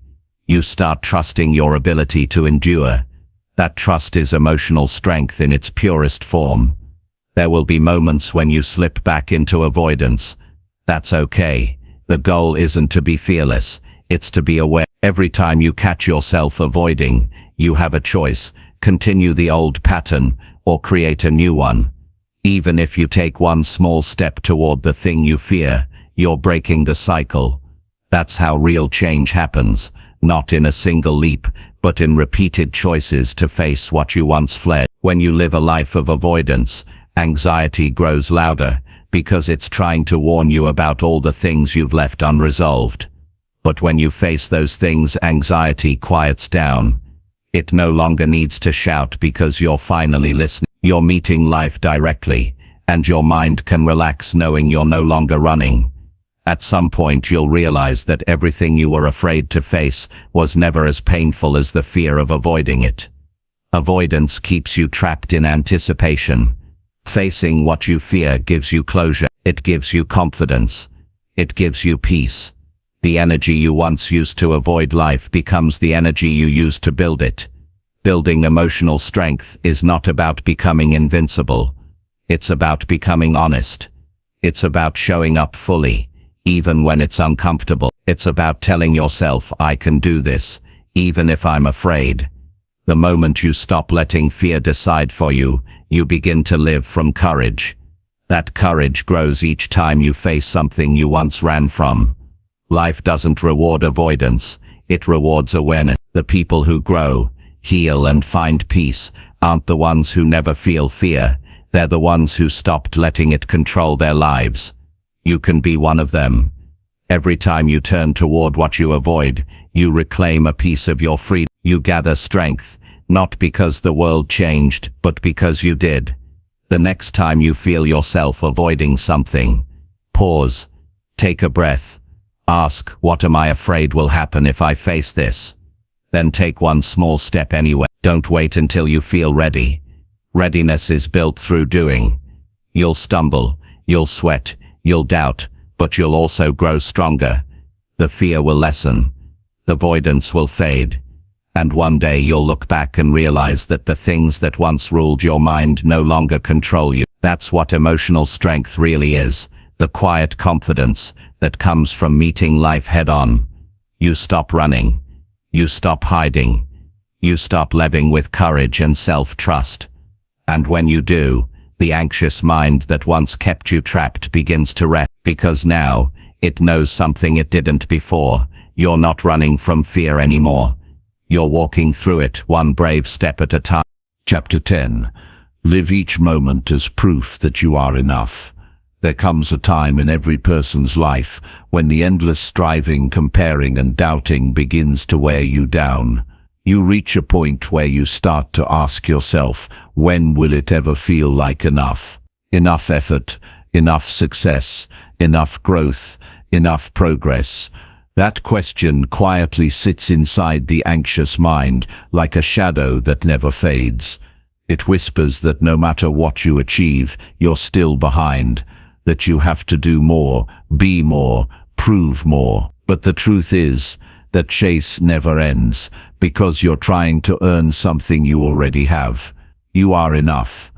Not because you've reached perfection or figured everything out, but because you exist, you care, and you continue to grow. The challenge is not to become enough, it's to live like you already are. When anxiety takes over, it convinces you that worth must be earned. You measure your value by how productive you were today, by who approves of you, by how well things went. You turn your life into a scoreboard that's never satisfied. The smallest setback feels like failure, and every success fades too quickly to matter. This is the trap of conditional worth, the belief that you must prove your value through constant doing. But you can't quiet your mind by chasing validation. You quiet it by living each moment as proof that you are already enough. Being enough doesn't mean you stop growing or trying. It means you stop growing from a place of emptiness. You stop chasing goals to fill a void and start creating from a place of wholeness. You still work hard, but now you do it because you love what you're building, not because you're afraid of falling short. That's what it means to live with self-acceptance, to act from peace, not pressure. Every moment gives you a chance to practice this truth. You can treat yourself with the same respect you show others. You can look at your reflection and choose appreciation over criticism. You can take a deep breath and remind yourself that your worth didn't disappear because today was difficult. The more you practice this, the more your nervous system learns that it's safe to relax even when things aren't perfect. Anxiety thrives on self-doubt, but self-trust quiets it. Most of your anxious thoughts come from the belief that something is missing. You think peace will arrive once you fix yourself, your situation, or your future. But the more you chase that next thing, the further peace drifts away. The mind keeps moving. The finish line, living as proof that you are enough, means you stop waiting for peace and start creating it now. You learn to enjoy the moment you're in, even when it's imperfect. You stop postponing joy until you earn it. When you wake up in the morning, before your thoughts rush in, you have a brief moment of quiet awareness. That stillness is your true self, complete, steady, enough. The anxious voice enters soon after, telling you what's wrong, what's missing, what could go wrong today. But that voice is just noise built from habit. The real you is the awareness beneath it. When you return to that awareness throughout your day, by breathing, by noticing, by being present, you remember your worth. You remember that you don't need to prove it. Living as proof that you are enough is a practice of mindfulness in motion. It's choosing to slow down, to notice. It's recognizing that you can do ordinary things, like cooking a meal, sending an email, or talking to a friend, and still be living meaningfully. You don't have to constantly achieve something remarkable to have a valuable day. Sometimes peace is found in small moments. The way sunlight hits your face, the sound of laughter, the quiet satisfaction of being alive. Those moments are proof that you belong, that you matter, that your existence itself is enough. Anxiety tells you that you must fix yourself before you can rest. It convinces you that rest is laziness, that stillness is unproductive. But rest is not a reward, it's a right. Rest is what keeps you grounded enough to remember your worth. When you allow yourself to rest without guilt, you're telling your mind, I deserve peace even now. That message is one of the most powerful forms of healing. You might think that living as if you're enough means giving up ambition, but it's the opposite. It means your ambition becomes healthier. You stop working to prove your worth and start working to express it. You stop competing for validation and start creating from joy. That shift changes everything. It makes success feel lighter and failure less painful, because your identity isn't attached to the outcome anymore. You build this kind of strength by noticing how you speak to yourself. Most people are harshest toward themselves when they're struggling. The inner voice says, you should be doing better, or you'll never get it right. Those words don't motivate you, they drain you. If a friend came to you with the same struggle, you'd respond with patience and care. You'd tell them they're doing their best. Living as proof that you're enough means giving yourself the same grace. You become your own ally instead of your own critic. Anxiety fades in the presence of self-compassion. When you stop attacking yourself for being human, your body relaxes, you stop living on edge, you start realizing that you don't need to earn your right to breathe easily. You were born deserving of peace. The world may have convinced you otherwise, but that belief can be unlearned. Every time you choose kindness toward yourself, you rewrite that old programming. You remind your nervous system that it's safe to rest, safe to feel, safe to just be. There's a moment in healing when you realize that life doesn't have to be perfect to be good. You begin to appreciate progress over perfection. You celebrate small victories, the days you showed up, the moments you stayed calm, the times you tried again after failing. These are not small things. They are the quiet evidence that you are growing, that you are enough. You no longer need dramatic change to feel worthy. Small steps are proof of your strength. Living each moment as proof that you are enough also means being fully present with your emotion. When sadness appears, you don't push it away. When joy arises, you don't question it.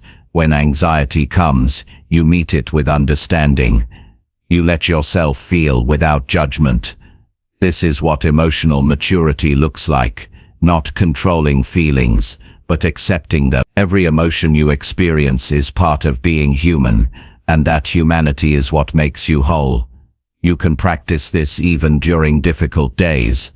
When you make a mistake, instead of spiraling into shame, take a breath and say, I'm still worthy. When someone misunderstands you, remind yourself, their opinion doesn't define my value. When life feels uncertain, whisper, I'm safe where I am. These small affirmations build self-trust. They remind your mind and body that you no longer need to prove your right to belong. Many people spend their entire lives waiting for external validation to confirm their worth. They chase success, approval, relationships, recognition, only to find that none of it quiets the noise inside. That's because worth is not something anyone can give you. It's something you decide to believe about yourself. The moment you stop outsourcing that belief, you gain true freedom. You become whole not because others see it, but because you do. When you live from this truth, you start experiencing life differently. You enjoy your work without being consumed by it. You connect with others without fear of judgment. You make mistakes and recover quickly. You take time for yourself without guilt. You don't live waiting for the next achievement to feel peace. You create peace as you go. You no longer chase moments of enoughness, you live them. Living as proof that you are enough is not a one-time realization, it's a daily practice. Some mornings you'll forget, you'll wake up and the anxious voice will return, telling you that you're falling behind, that you're not doing enough. That's okay. Each time that voice appears, you have a choice. You can believe it, or you can return to the truth. You can pause, breathe, and remind yourself, I don't need to earn my worth. I am enough right now. That repetition builds new belief. You also begin to see others differently. When you live from this truth, you stop comparing. You stop measuring your worth against theirs. You recognize that everyone is on their own path, learning their own lessons, fighting their own silent battle. You start celebrating others' success without feeling smaller. You realize that someone else's light doesn't dim your own. The anxious habit of comparison loses power when you know you're enough. One of the greatest gifts you can give yourself is permission to exist without constant improvement. Growth will still happen naturally, but it will come from peace, not pressure. You'll find that the more you accept yourself, the easier it becomes to grow. Acceptance is not the end of growth. It's the soil where growth flourishes. When you feel safe within yourself, you have the strength to evolve without fear. Living as proof that you are enough is also about presence. Anxiety thrives on living in the future. What could go wrong? What's next? What might be missing? But when you focus on this moment, anxiety weakens. You start to notice that right now, in this exact second, you are safe, you are breathing, you are doing your best. That's enough. Life unfolds in the present. When you live here, you stop chasing what's already here. Sometimes, living like you're enough means slowing down when the world tells you to speed up. It means saying no when your body says it's tired. It means letting go of the need to prove anything to anyone. This kind of living takes courage because it goes against what society celebrates. But deep peace comes when you stop performing and start being. You realize that your life doesn't have to look extraordinary to be meaningful. The ordinary moments, lived with presence and gratitude, become extraordinary on their own. You might not notice it right away, but as you practice this, your anxious mind begins to soften. The endless pressure to fix yourself starts to dissolve. You begin to feel more grounded, more alive, more free. You wake up and no longer feel the weight of having to become someone else. You start to like who you already are. That quiet contentment is not arrogance, it's peace. It's the realization that you were never broken to begin with. So live each moment as proof that you are enough. Speak kindly to yourself. Celebrate your small wins. Rest when you need to. Laugh off, be present. Allow yourself to feel joy without guilt and sadness without shame. Each of these choices is a statement, a declaration to yourself and the world that you are already complete.